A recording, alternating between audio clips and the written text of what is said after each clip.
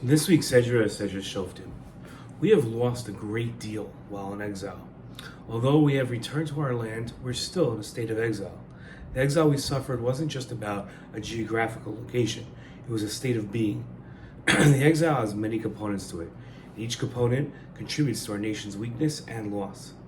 It's important to study the factors that contribute to our loss and truly grasp what we're missing while in exile.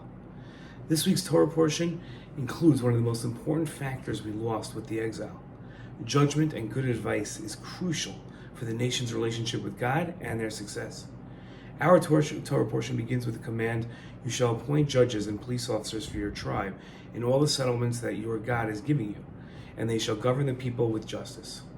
This command isn't just about appointing judges and police officers, but about setting up a justice system for the land of Israel and its people. As the Torah portion continues, it addresses a situation when the people don't know what the law is and how to act.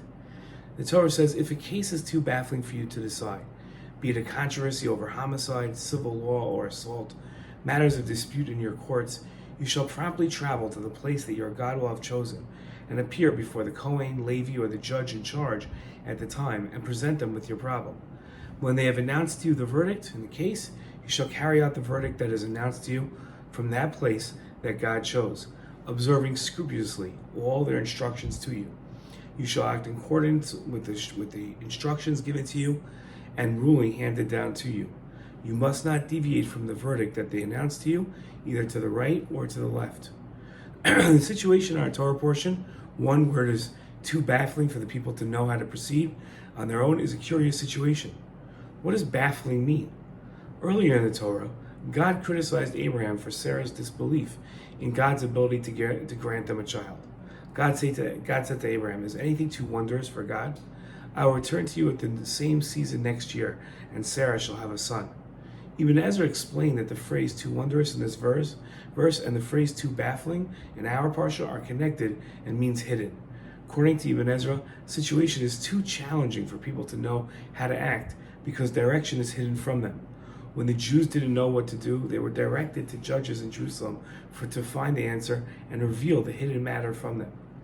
With the exile, we lost the ability to go to judges and be given advice and direction. In our daily prayers, we ask God to restore our judges. We say, "Restore our judges as we used to have them, and our advisors as we had them at first. Remove sorrow and sighing from us, and reign you, God, alone with kindness and compassion.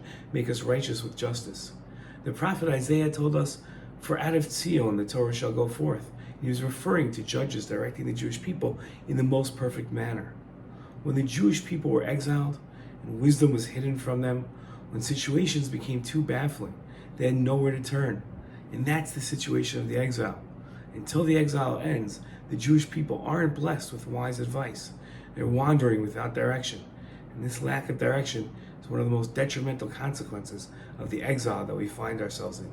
May it end very, very quickly. Shabbat Shalom.